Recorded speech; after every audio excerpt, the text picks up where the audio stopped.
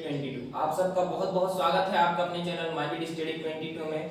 तो दोस्तों, कल मैं आपके लिए बता रहा था कि मैं एक न्यू सीरीज लेकर आ रहा हूं इतिहास की। उसमें हम डिटेल के साथ इतिहास को कवर करेंगे, समझेंगे इतिहास को किस तरीके से पढ़ना चाहिए, इतिहास को किस तरीके से समझना चाहिए, वो सब डिटेल के साथ मैंने स्पेशल एक वीडियो डाला है। यदि आपने नहीं देखी है तो आप चैनल की प्लेलिस्ट में जाइए, वहां से एनसीईआरटी क्लास 6 हिस्ट्री प्लेलिस्ट को ओपन करें, उसमें डिटेल के साथ वीडियो को देखा करें ताकि आप इतिहास को स्टेप बाय स्टेप कवर कर सको। ठीक है, और उसमें मैंने डिटेल के साथ बताया है कि इतिहास को किस तरीके से पढ़ाया जाएगा। ठीक है, मतलब हम क्या काम करने वाले हैं इतिहास पे जो इस सीरीज को हम लेकर आए हैं। उस वीडियो का रिजल्ट आप लोगों ने बहुत बढ़िया हमको दिया, तो बहुत बहुत धन्यवाद उसके लिए। तो अब हम बात करते हैं इस वाली वीडियो में। इस वाली वीडियो में हम सीरीज को आगे बढ़ाते हुए चैप्टर नंबर 1 पर बात कर रहे हैं। कक्षा 6 के इतिहास के चैप्टर नंबर 1 की हम बात कर रहे हैं। ठीक है, तो ये वैसे तो ये कक्षा 6 के बारे में हम बात कर रहे हैं, लेकिन बहुत सारे ऐसे इंपॉर्टेंट फैक्ट्स हैं जो हमको कॉम्पिटिटिव एग्जामों में इनसे रिलेटेड देखने को मिलते हैं। ठीक है, तो उन कॉम्पिटिटिव एग्जाम्स की तैयारी यदि आप कर रहे हो तो भी आपके लिए इंपॉर्टेंट है, क्योंकि बहुत सारे इंपॉर्टेंट फैक्ट्स हम यहाँ पे बताने वाले हैं। तो वीडियो में बहुत ही मजा आने वाला है, लास्ट तक जरूर देखें, बने रहिए हमारे साथ। चलिए बिना टाइम वेस्ट किए हुए अब हम बात करते हैं चैप्टर नंबर 1 पर। तो दोस्तों, चैप्टर नंबर 1 का नाम है क्या, कब, कहां और कैसे। ये चैप्टर नंबर 1 का नाम है। तो दोस्तों, मैंने उस वीडियो में भी आपको बताया था, कभी भी जब आप किसी भी चीज का अध्ययन करते हो तो उसका जो मेन केंद्र बिंदु होता है, यानी चैप्टर का केंद्र बिंदु उसका नाम होता है, तो उसके नाम पर या केंद्र बिंदु पर ज्यादा विचार विमर्श करें और खुद भी सोच विचार भी करें। ठीक है, जब आप चिंतन करोगे तब बढ़िया तरीके से समझ में आता है और एक नई चीज की भी आप उत्पत्ति कर सकते हो उसके माध्यम से। तो देखिए, अब हम बात करते हैं इस चैप्टर के नाम पर। इसका नाम है क्या, कब, कहां और कैसे। तो दोस्तों देखिए, यहाँ पे हमको समझना है इतिहास में, इतिहास की बात हम कर रहे हैं, इतिहास में क्या हुआ है। ठीक है, तो इतिहास में क्या हुआ है, क्या को जानने के लिए हमको जाना पड़ेगा कैसे पे। तो मेरा मानना है सबसे पहले आप क्या को मत जानो, कब को भी मत जानो, कहां को भी मत जानो। आप समझो इतिहास में जो कुछ भी हुआ वो कैसे हुआ, यानी जो कुछ भी हुआ उसकी जानकारी हमको कैसे मिलती है। ठीक है, जब आप कैसे पे बात करोगे, कैसे को जब आप समझ जाओगे बढ़िया तरीके से, तब आप क्या को समझोगे बड़ी आसानी से, और क्या के माध्यम से आप कब और कहां पे जाओगे, धीरे धीरे आप इसको समझ जाओगे एक स्टेप बाय स्टेप से, बहुत ही बढ़िया तरीके से। तो अब देखिए, इतिहास में जो कुछ भी घटा, जो कुछ भी हुआ, ठीक है, उसके बारे में जानकारी हमको कैसे मिलती है, कैसे पे हम बात करने वाले हैं। ठीक है, इसमें थोड़ा टाइम लगेगा कैसे में, उसके बाद आप बढ़िया तरीके से क्या, कब, कहां को समझ जाओगे। ठीक है, तो अब कैसे पे बात करते हैं हम इतिहास में। देखिए, इतिहास में क्या घटा, क्या नहीं घटा, इसकी जानकारी के बारे में हमें क्या पता चलता है, यानी इसकी जानकारी हमें कहां से मिलती है और कैसे मिलती है, इसकी हम पता कैसे लगाएं, इसके बारे में हम कैसे जाने कि इतिहास में क्या घटा, क्या नहीं घटा। देखिए, इसके बारे में हमको जानकारी मिलती है अतीत में लिखी गई पुस्तकों को ढूंढने से। भाई क्या है कि इतिहास में लोग क्या करते थे, पुस्तकें लिखते थे। ठीक है, इतिहास में अब पुस्तकें, देखिए पूरा प्रोसेस मैं आपको बताऊंगा, टेंशन मत लें आप। देखिए, इतिहास में लोग क्या करते थे, पुस्तकें लिखते थे। ठीक है, अब वहां पे पुस्तकों का, देखिए पुस्तकों के लिए एक अलग नाम का यूज किया गया, उसका नाम था पांडुलिपि।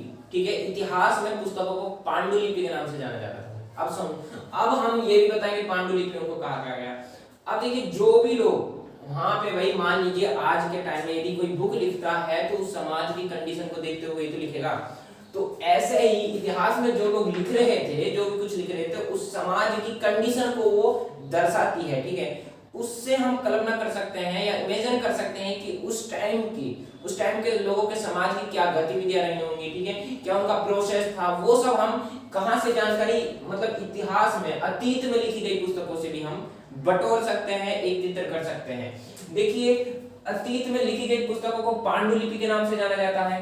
देखिए, पांडुलिपि के नाम से क्यों जाना जाता है, पांडुलिपि के नाम से इसलिए जाना जाता है क्योंकि जो पांडुलिपि है इसको अंग्रेजी में मैन्यूस्क्रिप्ट कहते हैं। अंग्रेजी में क्या कहते हैं, मैन्यूस्क्रिप्ट कहते हैं। और जो ये मैन्यूस्क्रिप्ट है ये लैटिन भाषा के मेन्यू शब्द से निकला है। ध्यान से समझे, पांडुलिपि को अंग्रेजी में मैन्यूस्क्रिप्ट कहते हैं, और जो ये मैन्यूस्क्रिप्ट शब्द है ये लेटिन भाषा के मेनू शब्द से निकला है, और मेनू शब्द का अर्थ है हाथ से निकला हुआ या हाथ से लिखा हुआ। ठीक है, अब मेनू शब्द का अर्थ क्या है? हाथ से लिखा हुआ या हाथ से निकला हुआ। तो जो कुछ भी हाथ से लिखा गया, हस्तलिखित था, उसको कहा गया पांडुलिपि। क्या कहा गया? उसको पांडुलिपि कहा गया। ठीक है, पांडुलिपि समझ चुके हो। अब देखिए उस टाइम पांडुलिपि कैसे लिखी जाती थी। ठीक है, तो कैसे पे हम बात कर रहे हैं अभी भी। देखिए जानकारी कैसे मिलती है? अतीत में लिखी गई पुस्तकों से। पुस्तकें क्या थी? पांडुलिपि थी। अब देखिए ये पांडुलिपि कैसे लिखी जाती थी? भोजपत्र पर लिखी जाती थी। अब यहाँ पे आप ध्यान दें कि भोजपत्र होता क्या है। देखिए भोजपत्र की जब हम बात करते हैं तो इसको थोड़ा ध्यान से समझे। भोजपत्र, देखिए जो भोज है यहाँ पे, ये भुर्ज नामक पेड़ से जुड़ा हुआ है। भुर्ज नामक एक पेड़ है, भुर्ज नाम का एक पेड़ होता है जो कि हिमालय क्षेत्र में मिलता है, कश्मीर के आसपास, कश्मीरी क्षेत्र में भी मिल जाता है हमको। तो इस भुर्ज नामक पेड़ के जो छाल थी, उस छाल पर लोग क्या करते थे? लिखाई करते थे, हाथ से लिखते थे। ठीक है, तो जो भुर्ज नामक पेड़ की छाल पर जब लोग हाथ से लिखते थे तो उसको बोलते थे भोजपत्र। ठीक है, समझ गए भोजपत्र क्या था? तो अब यहाँ पे भुर्ज नामक जो पेड़ था, ये हिमालय क्षेत्र में मिलता है, कश्मीरी इलाका में भी ये मिलता है। तो इसकी छाल पर तो लिखते ही थे वो। मान लीजिए इस पेड़ की, भुर्ज नामक पेड़ की छाल उन्होंने काट ली और उस पर वो लिख रहे हैं। ठीक है, हाथ से। अब उसके अलावा उन्होंने एक और तरीका था कि वो क्या करते थे? इस पेड़ की, भुर्ज नामक पेड़ की पत्तियों को तोड़ते थे, और तोड़ने के बाद उनको एकत्रित करते थे। एकत्रित करने के बाद उनको बांधते थे। ठीक है, मतलब जिस तरीके से मान लीजिए ये पत्ती है, तो इसको वो बांध रहे हैं, तो बांधते गए एक दूसरे से जोड़ते गए, तो वो बहुत बड़ा बन गया। यानी एक तरीके से पेज की तरह उसे बना देते थे। बनाने के बाद फिर उस पर लिखते थे, और उनको बाद में सबको एकत्रित कर क्या बना दिया जाता था? एक पुस्तक की तरह बना दिया जाता था, और वो ही सब मिली हुई क्या कहलाती थी? पांडुलिपि कहलाती थी। यानी जो भी छाल हो गई, ठीक है, और इस भुर्ज नामक पेड़ की पत्तियां हो गई, उन पत्तियों को जब एकत्रित कर बांध दिया जाता था और उनमें लिखाई की जाती थी, तो वो पांडुलिपि बन गई। एक एग्जांपल से सोचो, आप इमेजिन करो कि वो पुस्तक की तरह बन गई ना, तो वो कहलाती थी पांडुलिपि। ठीक है, तो अब इस तरह की जो पांडुलिपि थी भुर्ज नामक पत्र की, यानी भोजपत्र की, या फिर भुर्ज नामक पेड़ पर जो लिखी जाती थी, इनकी जानकारी हमको 1000 वर्ष पहले भी मिली थी। कब मिली थी? 1000 वर्ष पहले। अब हम बात करते हैं महाकाव्यों पर। देखिए महाकाव्यों से भी हमको अतीत के बारे में जानकारी मिलती है कि मतलब अतीत में क्या हुआ, क्या घटा, क्या नहीं हुआ, लोगों की क्या गतिविधियां थी, क्या सांस्कृतिक गतिविधियां थी, वो सब जानकारी हमको कहां से मिलती है? वो महाकाव्यों से भी मिलती है। कैसे मिलती है? महाकाव्यों से भी मिलती है। महाकाव्यों में क्या था कि वहां पे उस टाइम के लोग, देखिए महाकाव्य मतलब कविताओं के द्वारा गायन किया जाता था। इसके बारे में तो जानकारी हमको मिल जाएगी, आप जाओगे 3000 साल पहले, यानी वेदों में भी इनकी जानकारी मिलती है। तो उस टाइम भी मतलब इनसे भी, महाकाव्यों से भी इतिहास के बारे में जानकारी मिलती है, अतीत के बारे में जानकारी मिलती है। जब हम महाकाव्यों का अध्ययन करते हैं तो उनमें जो कविताएं होती है, उन कविताओं कि जब हम व्याख्या करते हैं तो उनकी व्याख्या के माध्यम से हम उस समाज की कल्पना कर लेते हैं, उसके बारे में बहुत सारी जानकारी हासिल कर लेते हैं। ठीक है, तो महाकाव्य उस टाइम संस्कृत भाषा में लिखे जाते थे ज्यादातर, कहीं कहीं पे प्राकृत भाषा में भी मिले हैं। देखिए अभिलेखों की बात हम करें तो अभिलेखों के माध्यम से भी हमें इतिहास के बारे में जानकारी मिलती है। तो ऐसे ही एक अभिलेख के बारे में हमको जानकारी मिलती है। सबसे पहले आप समझ लो अभिलेख होता क्या है। मान लीजिए पांडुलिपि कहां पे लिखी जा रही है? वृक्ष के छाल पर लिखी जा रही है, वृक्ष के पत्तों पर लिखी जा रही है। ठीक है, जबकि अभिलेख क्या होता है? ये कठोर सतह पर गोदे जाते हैं। ठीक है, जैसे कि पत्थर हो गया, धातु हो गई। ठीक है, तो यहाँ पे समझो अभिलेख क्या है? कठोर सतह पर गोदे जाते हैं। ठीक है, पत्थर जैसे पत्थर हो गया, धातु हो गया। अब एक अभिलेख के बारे में हमको जानकारी मिलती है आज से लगभग 2250 वर्ष पहले, यानी 2250 वर्ष पहले हम एक अभिलेख के बारे में जानकारी प्राप्त करते हैं, और वह अभिलेख हमको कंधार से प्राप्त होता है। कंधार अफगानिस्तान में पड़ता है। ठीक है, तो यह अभिलेख किस शासक के द्वारा गुदवाया गया था, यानी किस शासक के द्वारा उत्तीर्ण करवाया गया था ये अभिलेख? ठीक है, ये अभिलेख करवाया गया था अशोक के द्वारा। और इन अभिलेखों में जो वहां के शासक होते थे अपनी विजयों का वर्णन करते थे, या ठीक है यानी उस टाइम के जो शासक थे वो किस तरीके से युद्ध करते थे, उनका क्या प्रोसेस रहा, उनकी पारिवारिक गतिविधियां क्या थी, उनके शाही महल से रिलेटेड क्या फैक्ट थे। ठीक है, तो वो सब क्या करते थे? अपनी प्रतिष्ठा के लिए, ठीक है, ज्यादा से ज्यादा लोग उनको देख सके, उनके बारे में जान सके, इसलिए वो अभिलेख लिखवाते थे, ठीक है।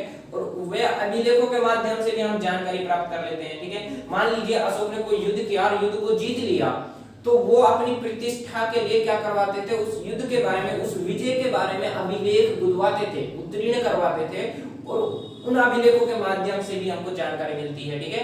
क्योंकि भाई कठोर स्तर पर वो खोदे जाते हैं और वो जो कि बहुत सारे अभिलेख हमको मिले हैं, ठीक है। तो अभिलेखों के बारे में भी, इतिहास के बारे में हमें जानकारी मिलती है अभिलेखों से, ठीक है। अब हम बात करते हैं पुरातत्वविदों के बारे में। देखिए पुरातत्वविदों के माध्यम से भी हमें इतिहास के बारे में जानकारी मिलती है। अब क्वेश्चन बनता है कि पुरातत्वविद होता क्या है, ठीक है। पुरातत्वविद होता है जो कि अतीत का अध्ययन करता। मान लीजिए जो लोग अतीत का अध्ययन करता होते हैं, जो अध्ययन करते हैं बहुत ही समझ के साथ, बहुत ही सोच विचार के साथ, उनको कहा जाता है अतीत के अध्ययनकर्ता यानी पुरातत्वविद। और ये लोग अतीत का अध्ययन करने के बाद, मान लीजिए ये अध्ययन कहां से करते थे, अभिलेखों से, महाकाव्यों से, ठीक है, पुस्तकों से, पांडुलिपियों से, ठीक है। तो इनका अध्ययन करने के बाद ये फिर उसके बाद खुद इमेजिन करते थे और एक न्यू चीज की उत्पत्ति करते थे। अब इमेजिन कैसे करते थे, मान लीजिए इन्होंने कहीं पे लिखा देखा काव्यों के बारे में। अब काव्यों से रिलेटेड इन्होंने देखा कि उस टाइम के लोग क्या करते थे, कविताओं का गायन करते थे। अब कविताओं से फिर इन्होंने सोच विचार किए, कुछ कविताओं में फिर उन्होंने गायन किया, उसमें कुछ लिखा हुआ, मान लीजिए हल से रिलेटेड लिखा हुआ आ गया। तो हल की जब हम बात करते हैं तो ऑटोमेटिक आप इमेजिन कीजिए कि बैल पर हमारा क्या जाता है, दृष्टिकोण जाता है। तो इस तरीके से रिलेट करते गए पुरातत्वविद। और इतिहास के बारे में जो चीजें मतलब हमको जानकारी नहीं मिली बुकों से, अभिलेखों से, पांडुलिपियों से, उनके बारे में सोच विचार कर इन्होंने एक दूसरे से रिलेट किया और ये साबित किया कि उस टाइम इन चीजों का भी प्रयोग होता था। तो इतना इनके बारे में भी हम जान सकते हैं। यानी ये अपने अपने लेख भी लिखते थे, उनको हम पढ़ते हैं, उनका अध्ययन करते हैं, तब हम समझ जाते हैं, ठीक है। तो अब हम बात करें एक और खुदाई के द्वारा। देखिए अतीत के बारे में हमको जानकारी मिलती है खुदाई के माध्यम से भी, ये बहुत इंपॉर्टेंट है। देखिए सभी इंपॉर्टेंट है बहुत बढ़िया तरीके से यहाँ पे।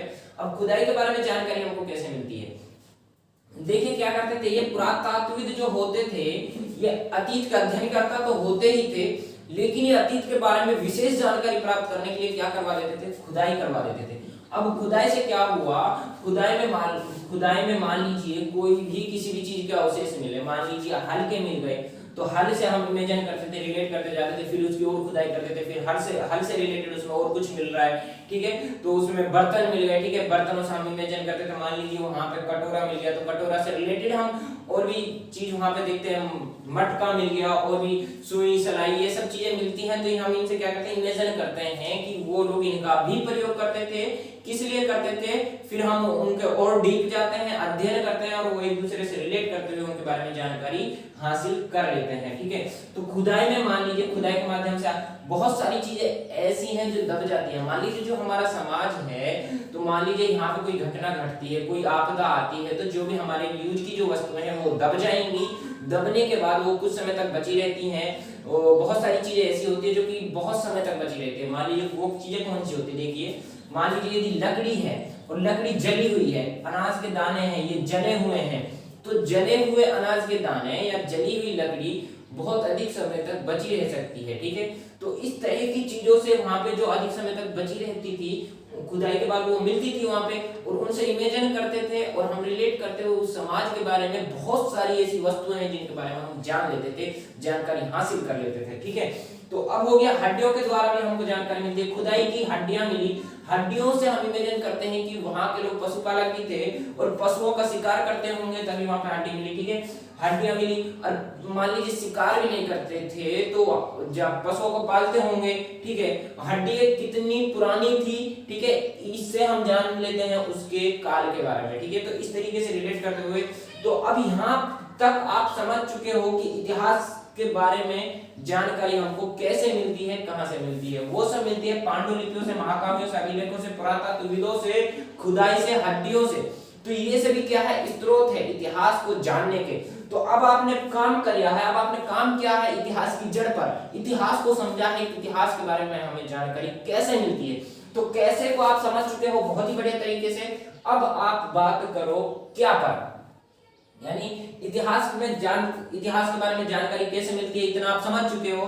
अब समझो क्या जानकारी मिलती है भाई, ये कैसे मिलती है, कहां से मिलती है, इतना तो आप समझ चुके हो। अब समझो कैसे, यानी क्या जानकारी मिलती है इन सब में, यानी पांडुलिपियों में, महाकाव्यों में, अभिलेखों में, पुरातत्वविदों में, खुदाई में, ठीक है, और हो गया हड्डियों के माध्यम से हमको जानकारी क्या मिलती है उसके ऊपर आप बात करें। देखिए पहला जो पॉइंट है इस चैप्टर में वो है आरंभिक लोग, ठीक है। इन सब से जानकारी हमको मिली है इतिहास के स्टार्टिंग में आरंभिक लोगों के, ठीक है। अब आरंभिक लोग कौन थे, अब जैसे ही आप रिलेट करते चलोगे सारा जो निचोड़ है वो आपके पास आएगा। देखिए अब मैं आपको बताता हूँ, आरंभिक लोग की जब हम बात करते हैं तो कई लाख वर्ष पूर्व लोग नर्मदा नदी के तटीय क्षेत्र में रह रहे थे।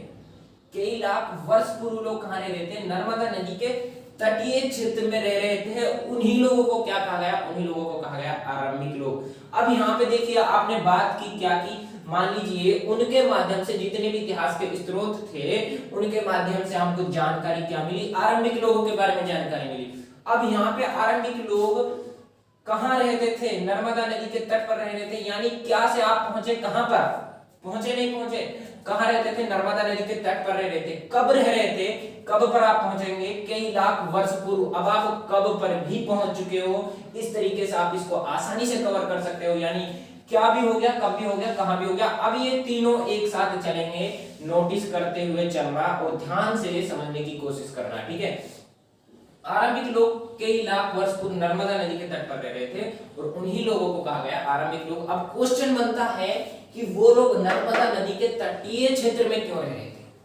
देखिए अब नर्मदा नदी के बारे में आप देख लीजिए, यहाँ पे इंडिया का मैप है और ये जो आ रही है लाइन है ये नर्मदा नदी का, इसके आसपास ही नर्मदा नदी पड़ती है। जब आप नक्शे में नर्मदा नदी को देखोगे तो यहाँ पे क्या था, इस नदी के आसपास के क्षेत्र में एक तो उन लोगों की भी भाई सुविधाओं की जरूरत थी। जैसे कि मान लीजिए पानी की, तो भाई मनुष्य को जीवित रहने के लिए पानी बहुत जरूरी है, तो पानी उनको यहाँ पे अधिक मात्रा में मिल जाता था, ठीक है। पानी के लिए वहां पे सुविधाएं थी, तो इससे उनकी आवश्यकतापूर्ण जो वस्तुएं थी वो इस क्षेत्र में उनको मिल जाती थी। देखिए पानी हो गया और जानवर ये आखेट करते थे, वो आखेट करते थे तो जानवर भी यहाँ पे मिल जाते थे। भाई जहाँ पे पानी होगा, घास ही होगा, ये सब यहाँ पे जानवर की संख्या ज्यादा मिलेगी। और जो मनुष्य थे उस टाइम के, जो आरंभिक लोग थे, वो क्या करते थे, वो आखेट करते थे, जानवरों का शिकार करते थे, तो जानवर भी उनको इस क्षेत्र में मिल जाते थे, इसलिए वो नर्मदा नदी के तट पर रह रहे थे, ठीक है। यहाँ पे विशाल संपदा थी, विशाल संपदा की वजह से वो वहां पे रह रहे थे। कहने का मतलब ये है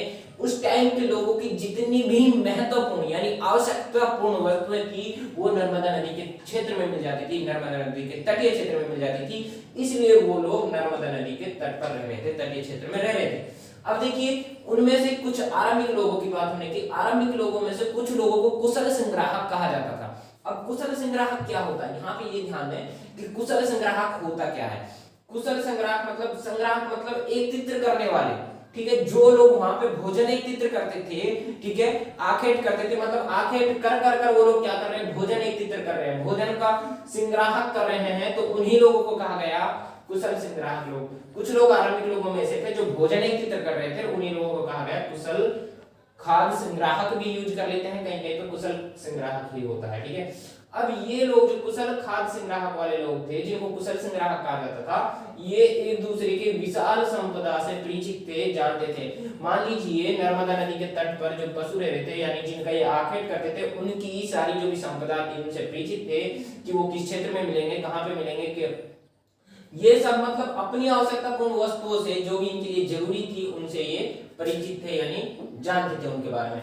अब बात इसमें जो नेक्स्ट पॉइंट है वो है सुलेमान की घाटियों के बारे में, सुलेमान की पहाड़ी और किरथर की पहाड़ी के बारे में। अब यहाँ पे जो बात की जा रही है, देखिए एक जानकारी हमको आरंभिक लोगों के बारे में मिली इतिहास के स्रोतों से। अब जो दूसरा पॉइंट है वो क्या कह रहा है कि सुलेमान की पहाड़ी और किरथर की पहाड़ियों को ढूंढो, ठीक है। अभी सुलेमान और किरथर की पहाड़ियां कहां मिलती है, पहले हम जाते हैं मैप पर।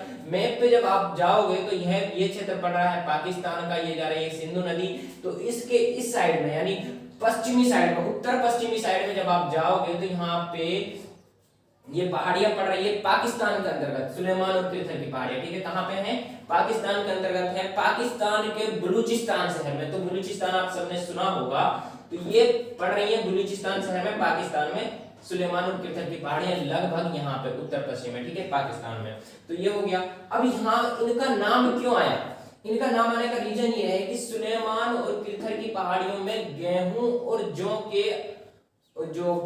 जौ को उपासना आरंभ क्या था। लोगों ने सबसे पहले गेहूं और जौ को उपासा था सुलेमान और किरथर की पहाड़ियों में, ठीक है, यहां तक समझ चुके हो। अब ये देखिए, ये गेहूं और जौ के जो अवशेष भी हमको मिलते हैं 8000 वर्ष पूर्व, यानी आप समझ चुके हो गेहूं और जौ को उपजाया गया था आज से लगभग 8000 साल पहले किरथर और सुलेमान की पहाड़ियों में। किरथर कहां पे पड़ता है? किरथर और सुलेमान की पहाड़ी कहां पे पड़ती है? पाकिस्तान में, बलूचिस्तान शहर में। अब देखिए, यदि हम और डीप इसके जाएं, यानी गेहूं का अवशेष मिले कहां से? मैं केवल गेहूं के अवशेष बात कर रहा हूं और यहाँ पे गेहूं और जौ की बात हो रही है, ठीक है। गेहूं और जौ के अवशेष एक साथ मिले हैं कहां से? 8000 वर्ष पूर्व सुलेमान और किरथर की पहाड़ियों में। यदि कहीं पे आ जाए गेहूं और चावल का अवशेष कहां पे मिले हैं, तो आपको उसका क्षेत्र अलग है, मेरे हिसाब से मध्य प्रदेश के आसपास है, मध्य भारत में उसका क्षेत्र है, ठीक है। तो नोट करने वाली बात है, इंपॉर्टेंट, ठीक है, इस तरीके से पूछ ले जाते हैं।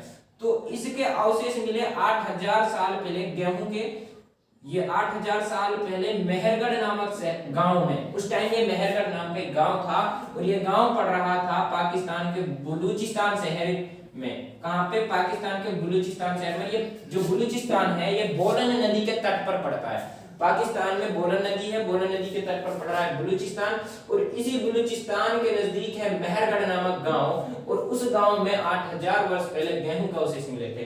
तो ये पॉइंट भी आपको बढ़िया तरीके से समझ में आ गया होगा, ठीक है। अब हम बात करते हैं तीसरे फैक्ट पर। देखिए, और जानकारी हमको इसमें क्या मिलती है इन सभी स्रोतों से? जानकारी हमको मिली, देखिए यहाँ पे आपने कब को भी पकड़, क्या को भी पकड़ लिया, ठीक है। क्या जानकारी मिली? गेहूं और जौ के बारे में, ठीक है। कब में मिली? 8000 साल पहले मिली, ठीक है। कहां मिली? सुलेमान और किरथर की पहाड़ी में। सब एक दूसरे से रिलेट करो यार, क्योंकि तीनों एक साथ चल रहे हैं, ठीक है। अब हम बात कर रहे हैं पॉइंट नंबर 3 पर। इसमें क्या है कि आरंभिक नगर के बारे में बात की गई है, यानी अब जो हमको जानकारी मिली थी, पहले हमने जाना आरंभिक लोगों के बारे में, अब हम बात कर रहे हैं आरंभिक नगरों के बारे में। आरंभिक नगरों के बारे में जानकारी हमको क्या मिली, ठीक है, क्या वहां का प्रोसेस था, कब मिली और कहां से मिली। देखिए, अब यहाँ पे समझो, आरंभिक नगर की जब हम बात करते हैं तो सिंधु और इसकी सहायक नदी के बारे में जानना जरूरी है, क्योंकि यहाँ पे सिंधु और इसकी सहायक नदी, अब देखिए सिंधु और इसकी सहायक नदी हम मैप में देखते हैं, ये पाकिस्तानी क्षेत्र हो गया,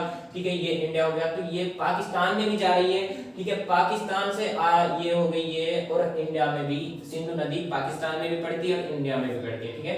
तो ये सिंधु नदी है, यहाँ पे आके बढ़ जाती है, इसकी 5 सहायक नदी है, ठीक है। तो अब यहाँ जो इसकी सिंधु नदी और इसकी जो सहायक नदी थी, इसके जो आसपास का जो क्षेत्र था, इसके जो आसपास का जो तटीय क्षेत्र था, उस क्षेत्र में अब से 4700 वर्ष पहले, 4700 वर्ष पहले क्या हुए? नगर फले फूले, यानी नगर उभरे, और उन्हीं नगरों को क्या कहा गया? आरंभिक नगर कहा गया, ठीक है। मतलब हड़प्पा सभ्यता के बारे में आप जानते हो, तो वहां से आप इसको रिलेट करो, वो कहां पे पड़ती है? हड़प्पा पड़ती है पंजाब, ठीक है। तो मतलब ये जो कुछ क्षेत्र आएगा इसमें भारत का, यहाँ का, और कुछ आएगा पाकिस्तान का, ठीक है। तो अब इसमें क्या है कि सिंधु नदी और उसकी सहायक जो नदी थी, उनमें 4700 वर्ष पूर्व आरंभिक नगरों के बारे में जानकारी मिलती है, यानी 4700 वर्ष पूर्व आरंभिक नगर फले फूले उभरे, ठीक है। लेकिन आरंभिक नगरों का विकास कब हुआ और कहां हुआ? अभी तो वो उभरे हैं, सामने आए उभर कर, ठीक है, नगर बनने स्टार्ट हुए हैं, लेकिन इनका विकास कब होता है? देखिए, विकास सिंधु और इसकी सहायक नदियों के किनारे पर नहीं हुआ था। बहुत इंपॉर्टेंट फैक्ट है, समझने वाली बात है कि उभरे या फले फूले कहां पे? ये सिंधु और इसकी सहायक नदियों में अब से 4700 वर्ष पूर्व, लेकिन इनका विकास हुआ 2500 वर्ष पूर्व गंगा और इसकी सहायक नदियों के तटीय क्षेत्र में।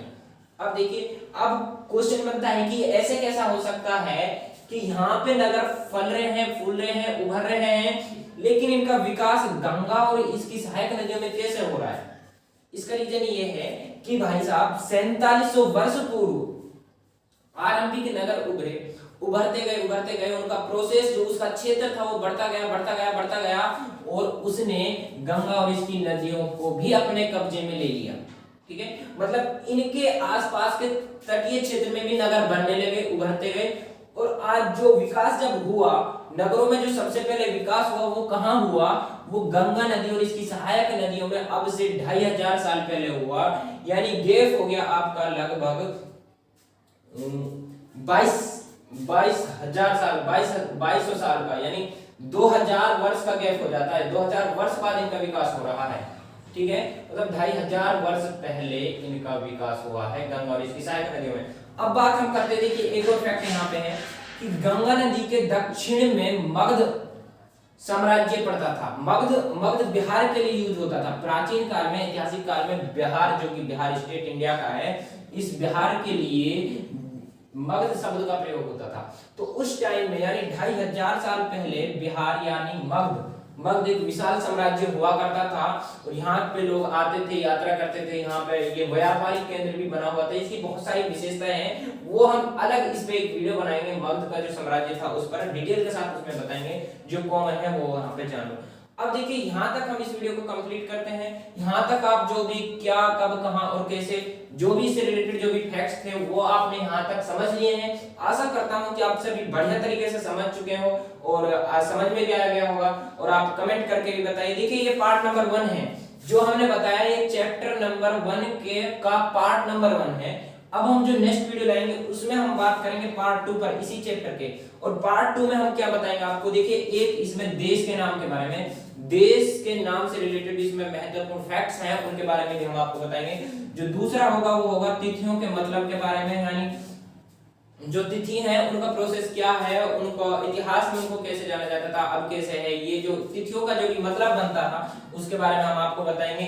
अतीत एक है या अनेक है, ठीक है, इसके बारे में भी हम आपको बताएंगे। लोग उस टाइम यात्रा क्यों करते थे और लोग आज यात्रा क्यों कर रहे हैं, ये भी हम आपको बताएंगे, ठीक है। ये भी बहुत बड़ा एक इशू है अपने आप में। और एक प्रत्येक चैप्टर के लास्ट में होता है अनियंत्र के बारे में भी हम आपको बताएंगे बहुत ही डिटेल के साथ। ये चैप्टर पार्ट नंबर 1 हो गया, तो अब हम कल बात करेंगे पार्ट नंबर 2 पर। तो आशा करता हूँ कि बहुत बढ़िया तरीके से आप समझ चुके हो। यदि आपको बहुत बढ़िया तरीके से समझ में आ गया है तो आप हमारे चैनल को सब्सक्राइब करें और बेल आइकन को जरूर हिट करें, कमेंट करना नहीं भूलिएगा। दोस्तों इसके अलावा हम जीके पर, करंट अफेयर्स पर भी कंटिन्यू वीडियो डाल रहे हैं, लेकिन वे वीडियो आपको मिलेंगी टेलीग्राम पर। तो यदि आप देखना चाहते हो तो आप हमारे टेलीग्राम चैनल को भी सब्सक्राइब कर सकते हो, यानी ज्वाइन कर सकते हो। उसका लिंक हम इसी वीडियो के डिस्क्रिप्शन में दे देंगे। फेसबुक पेज पे भी हम बहुत सारे इंपॉर्टेंट फैक्ट्स डालते हैं, ठीक है। यदि फेसबुक पेज पे आपने हमको लाइक नहीं किया तो फेसबुक पेज पे भी जाकर आप हमको लाइक कर दें, उसका लिंक भी हम इसी वीडियो के डिस्क्रिप्शन में डाल देंगे, ठीक है। तो और जो इससे पहले जो हमने वीडियो बनाई थी उसका लिंक भी आपको नीचे डिस्क्रिप्शन में मिल जाएगा। तो बने रहिए हमारे साथ, मिलते हैं नेक्स्ट वीडियो में एक नए टॉपिक के साथ। Thank you so much.